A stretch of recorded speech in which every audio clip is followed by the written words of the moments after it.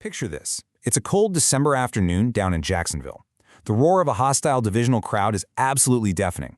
And then, suddenly, it turns into this haunting, incredibly uncomfortable silence. You look down at the field, and there's a franchise quarterback sitting on the turf, grabbing the back of his heel. In that exact moment, he knows instantly that his season, and honestly, perhaps his team's entire window of contention, is completely over. Everything changed in a matter of seconds, literally turning a season of pure, undeniable destiny into an absolute nightmare. Welcome to NFL Nexus.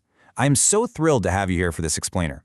Before we really get into the thick of it, please make sure to subscribe to the channel, like this explainer, and definitely comment on what you thought down below. And hey, if you truly want to support the deep, analytical dives we do here, please consider supporting the channel by becoming a channel member. Okay, let's dive right into this, because today we are taking a cinematic, deep dive look at a franchise standing on the absolute brink. The Indianapolis Colts are looking at a terrifying precipice heading into the 2026 season. And I'm telling you, this isn't just another year of football. This is a foundational stress test of a front office, a coaching staff, and a roster that has been pushed to their absolute limits. Here is our blueprint for today. We'll be going through the historic collapse, the ultimatum for Chris Ballard, the blockbuster gamble, the offensive anchor, betting on youth, and finally, the final reckoning. Section 1. The historic collapse. To really grasp the immense gravity of this upcoming 2026 season, we have to look back at the sheer trauma of 2025. Now you have to remember, the Indianapolis Colts were the absolute talk of the league. By week 10, they were sitting at a magnificent 8-2. They were a juggernaut, averaging over 28 points per game. They literally marched into Arrowhead and completely dismantled the reigning champion Chiefs, and then came right back home and suffocated the Houston Texans. I mean, they were the undisputed kings of the division, looking like legitimate, undeniable Super Bowl contenders.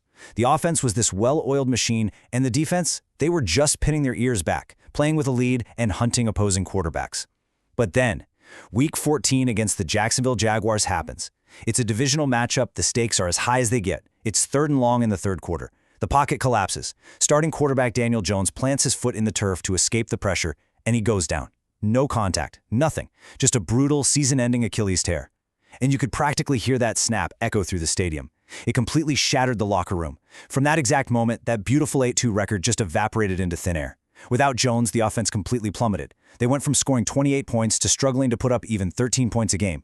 The defense was exhausted, constantly being forced back onto the field by quick 3-and-outs, and they eventually just shattered under the weight of it all. The team entered this devastating, agonizing 7-game losing streak, totally collapsing down the stretch to finish the year. It wasn't just losing football games, you guys. It was a massive, crushing blow to the organizational psyche. It honestly stands as one of the most drastic mid-season collapses in modern football history. Section 2. Ultimatum for Chris Ballard. Because when a collapse of that magnitude happens, the shockwaves don't just stay in the locker room. They reach all the way up to the owner's box. I really want you to notice the exact phrasing from CEO Carly Gordon here.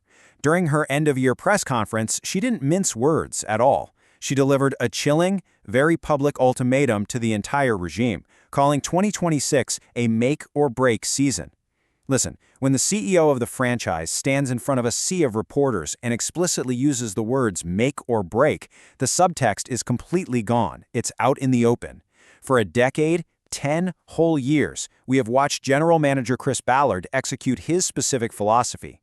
He meticulously traded back in the draft, he stockpiled those day 2 picks, and he relentlessly drafted high RAS, relative athletic score, projects. You know, those elite athletes who just needed time to develop? But 10 years is an absolute eternity in the National Football League. And all that patience, it never yielded a division title. It never yielded a sustained playoff run.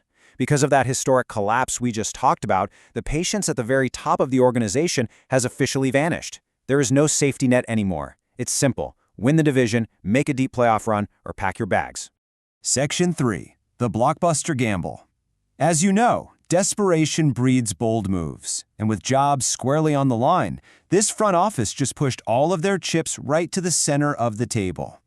2. That is the number of massive, future first-round draft picks the Indianapolis Colts just surrendered to acquire superstar cornerback Sauce Gardner.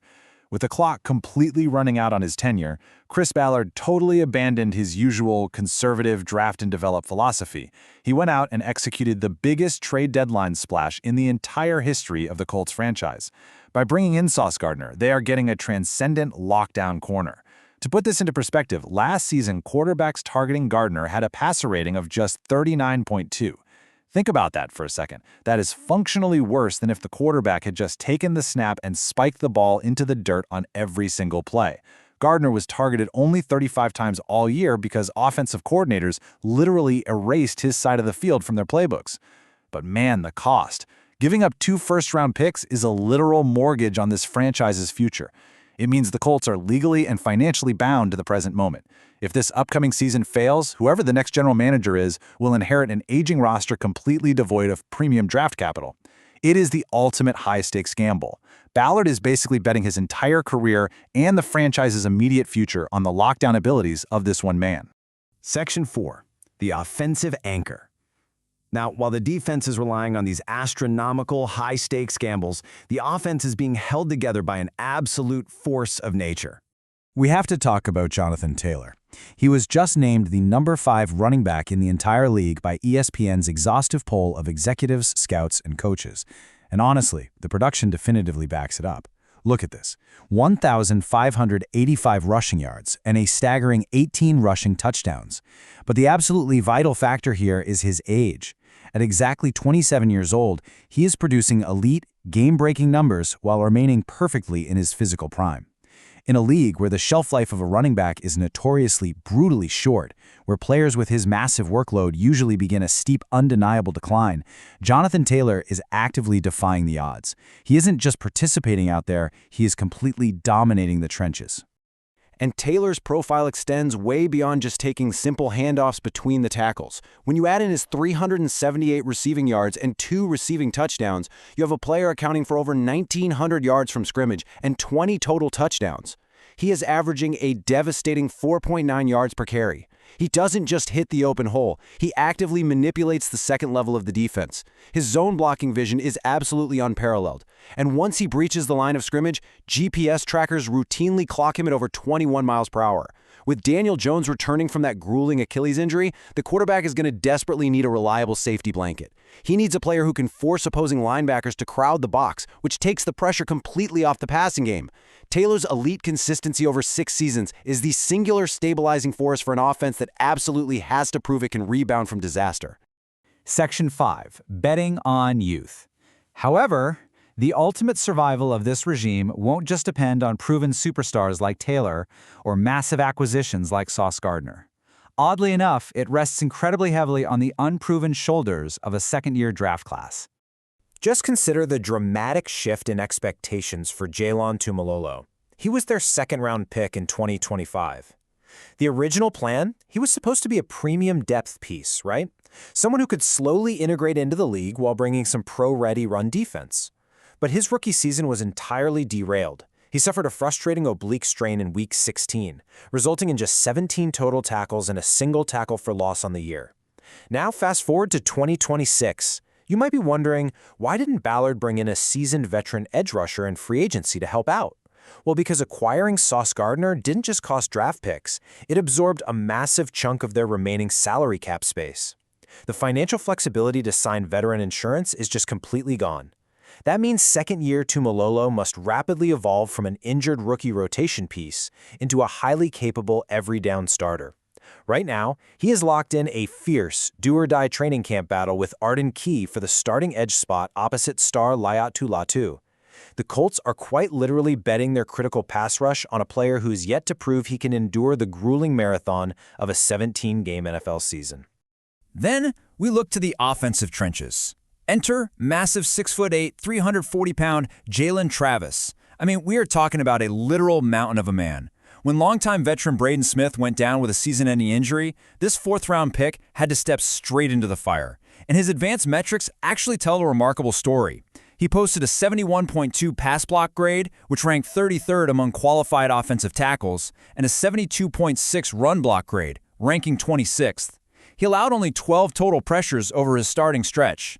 That is genuinely remarkable for a Day 3 rookie. But let's be real. The leap from a 4th-round rookie filling in for an injured starter to being the undisputed Day 1 anchor on the right side is monumental. Protecting a quarterback returning from a torn Achilles requires absolute, flawless execution. If a defensive end beats Travis around the edge, Daniel Jones can't just plant that surgically repaired Achilles and effortlessly step up in the pocket anymore. Offensive line coach Tony Sperano Jr. needs this massive sophomore to not just maintain his rookie form, but to take a quantum leap forward. But honestly, the most fascinating and maybe the most heartbreaking story of this youth movement belongs to this man, Justin Walley. He's the third-round cornerback whose rookie season ended brutally with a torn ACL right in the middle of training camp, exactly when the Colts cornerbacks were dropping like flies. He was getting critical reps with the starters, he was out there proving he belonged on an NFL Sunday, and then, out of nowhere, his knee gave out. Defensive coordinator Lou Anarumo gave this quote regarding Walley, and it honestly gives you chills. Picture this scene. They are in a highly competitive joint practice against the Baltimore Ravens. Former MVP Lamar Jackson looks out across the line of scrimmage and sees a rookie, Justin Walley, matched up against the blazing fast receiver in Rashad Bateman. Jackson targets the rookie, naturally. A double-move route is explicitly designed to prey on a rookie's anxiety. The receiver sells a quick out route. The young defensive back, desperate to make a play, bites on the fake, shifting his weight forward. In that split second, the receiver turns upfield, blowing past the defender for an easy 40-yard touchdown. It happens every single Sunday in the NFL. But Walley, he didn't bite. He matched the double move perfectly. He stayed in phase, ran down the deep field, and cleanly broke the pass up. And Anarumo said, "I was like, we've got one." He was absolutely crushed by Walley's injury just a few plays later because the rookie had just proven his elite worth against MVP-level competition. Now, heading into 2026, Anarumo says Walley hasn't missed a single beat in his return.